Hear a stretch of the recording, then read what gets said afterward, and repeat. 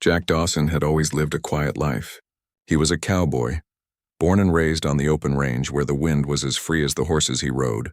His reputation for being a calm, steady hand with cattle and a sharp eye for spotting trouble had followed him wherever he went. Jack wasn't the kind of man to get into fights or cause a stir.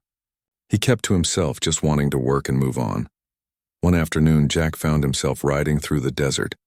The sun blazed high in the sky, and the earth beneath him was dry, cracked, and unforgiving. He had heard whispers of a trade route that could lead him to Mexico, a place where work was steady, and the pay better than the dusty ranches of Texas. But Jack wasn't expecting to find what he did. As he rode through the vast stretches of land, he saw a group of people up ahead. They were unlike anyone he had ever encountered. Their faces were painted with bright colors, and they wore clothing made from leather and furs. They were Apache, a proud and fierce tribe that lived across these lands, fiercely guarding their territory.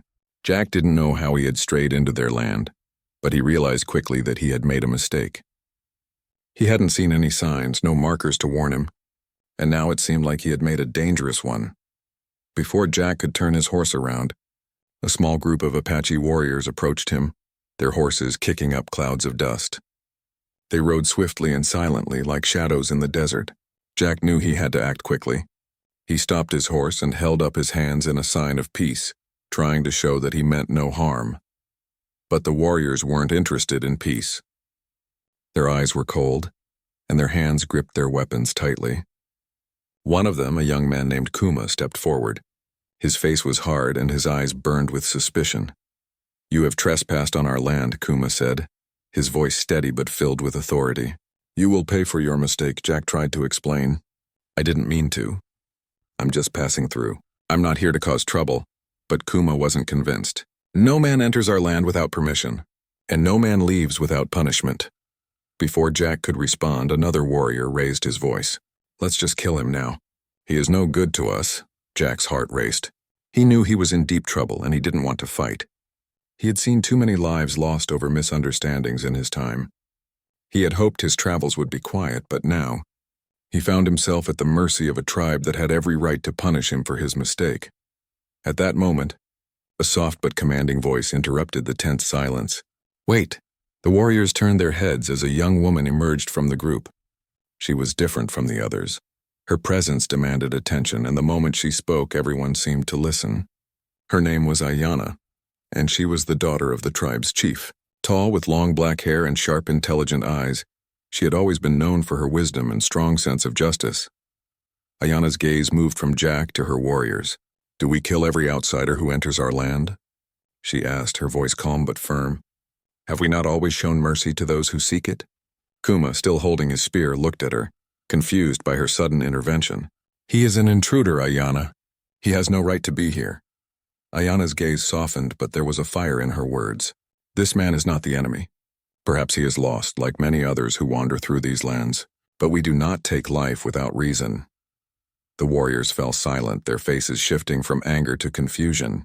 Ayana had a way of making them think, of making them question the first impulses they felt. She had always been a voice of reason in the tribe, and while many respected her, there were others who believed she was too soft. She stepped closer to Jack, who still sat quietly on his horse, his hands held up in a sign of surrender. "You, cowboy," she said, addressing him directly. "Why are you here?" Jack, still nervous but relieved to have a chance to explain, took a deep breath. "I didn't mean to trespass. I'm just looking for work. I heard there was a trade route through these mountains and I got lost." Ayana studied him carefully, reading his face, trying to gauge his sincerity. "And you offer no harm?" she asked. Jack nodded. "None, I'm just trying to get by." Ayana turned to her father, the chief who had been silently watching the exchange from a distance. Her father was an old man, but he had seen many battles in his time. He was wise and stern, and when he spoke, people listened. "Father," Ayana said, "this man is not our enemy. He means no harm." The chief grunted but didn't immediately speak. The tribe looked to him for guidance, waiting for his decision. He was the final authority in all matters, and whatever he said would decide Jack's fate. After a long pause, the chief finally spoke. "We do not let strangers go free so easily, but we also do not punish without reason." He turned to Ayana. "What do you suggest, daughter?" Ayana's eyes shone with determination. Let him prove his worth. Allow him to lead a small group of warriors to the water source in the mountains. If he shows he is honest and useful, we can decide whether to let him go or keep him. The chief raised an eyebrow. You would trust this man? Ayana nodded. Yes, he may be of use to us.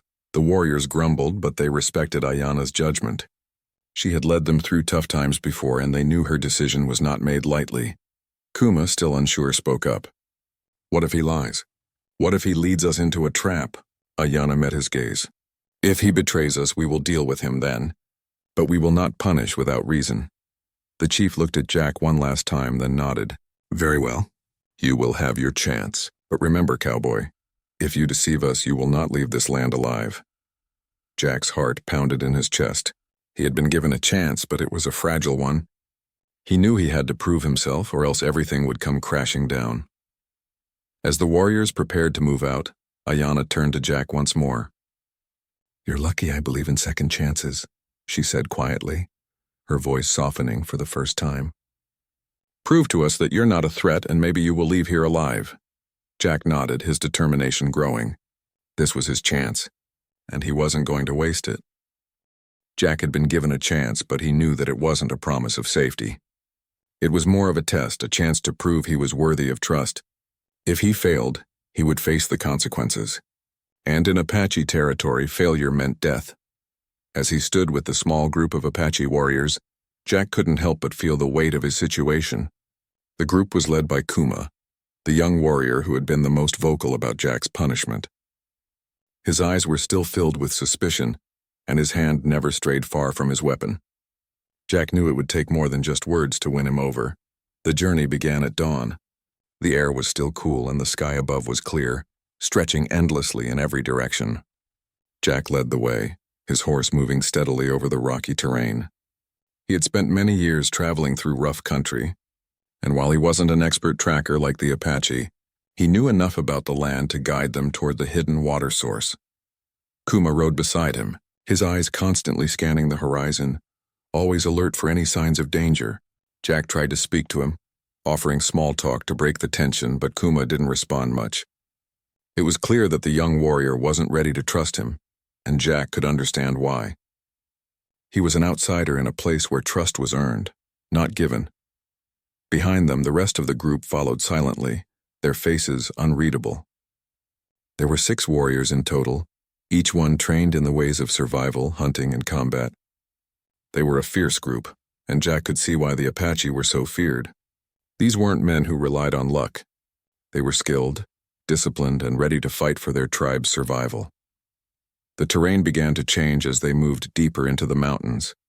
The flat desert gave way to jagged rocks and narrow trails. Jack led the group down a steep path, using his knowledge of the land to find the safest route. He could feel the eyes of the warriors on him, and he knew that any wrong move could mean his end. As they climbed higher, the temperature dropped, and the air grew thinner. Jack could see his breath in the cold morning light, and the warriors adjusted their clothing, pulling their cloaks tighter around their bodies. The silence between them stretched on, and Jack's mind raced. He had no idea how far the water source was, but he knew that if they didn't find it soon, the journey would become dangerous. The further they traveled, the more Jack realized just how isolated he was. The mountains were harsh and unforgiving, and the wilderness seemed endless. But he had something the Apache didn't. He knew the land in a way they didn't. He had traveled far and wide across plains and deserts, through rivers and forests. Jack had seen parts of the world that few people ever did, and he knew how to survive in places like this. Finally, after hours of travel, Jack spotted a break in the rocks ahead. The ground was flat and the terrain seemed to open up. He urged his horse forward, feeling the urgency in his chest. This was it. The water source was close. He could feel it. The warriors followed closely behind, their eyes narrowed in suspicion. They didn't trust Jack completely, and he knew that he had to act fast. The moment they reached the area, Jack dismounted and moved toward a small grove of trees. His hand brushed against the rough bark, and he knelt down to the ground, scanning the area carefully. There, Jack said, pointing to a small, hidden stream running through the trees. The water sparkled in the dim light, and the air smelled fresh and clean. This is it.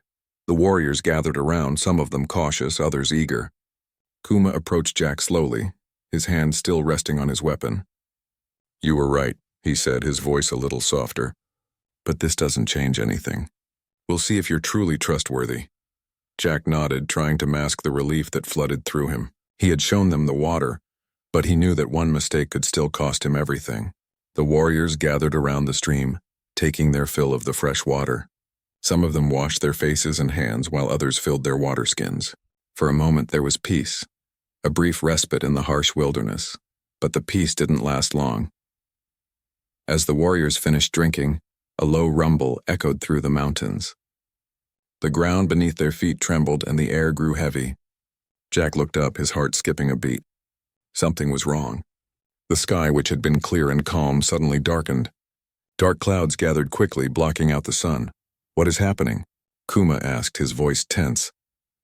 Before anyone could answer, a loud crash of thunder shook the air, and a torrent of rain began to pour down from the sky. The storm came without warning, heavy sheets of rain drenching everything in its path. The wind howled and the trees swayed violently. Jack tried to shield his face from the rain, but it was no use. The storm was fierce and the waters of the stream began to rise quickly, swirling around their feet. "Quick, we have to move," Jack shouted over the roar of the storm. He grabbed his horse's reins and pulled the animal toward higher ground, motioning for the warriors to follow. The floodwaters were rising fast and the rain showed no signs of slowing. The Apache warriors hesitated, unsure of what to do. But Jack didn't wait for them. He knew that if they didn't move quickly, they would be swept away by the flood. He led the way, riding through the rain-soaked terrain, calling for the others to follow. Kuma, reluctant at first, finally spurred his horse into action. The warriors followed Jack as he led them up the steep trail, away from the rising floodwaters. The storm raged around them, the wind biting and cold, but Jack didn't stop. He kept moving, his instincts guiding him as they ascended higher into the mountains. The path was treacherous, and several times the horses nearly slipped on the wet rocks.